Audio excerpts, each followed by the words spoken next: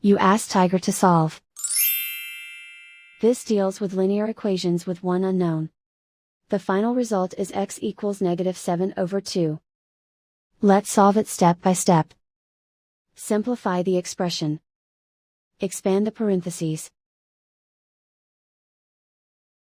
Multiply the coefficients. Simplify the arithmetic. Expand the parentheses. Simplify the arithmetic.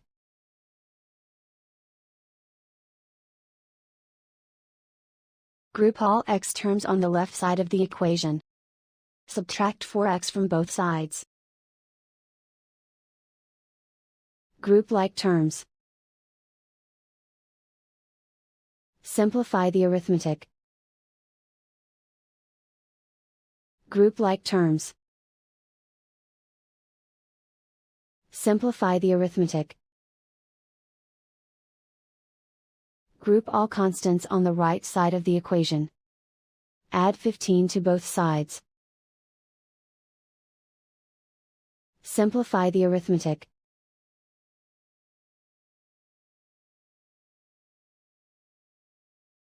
Isolate the x. Divide both sides by 2.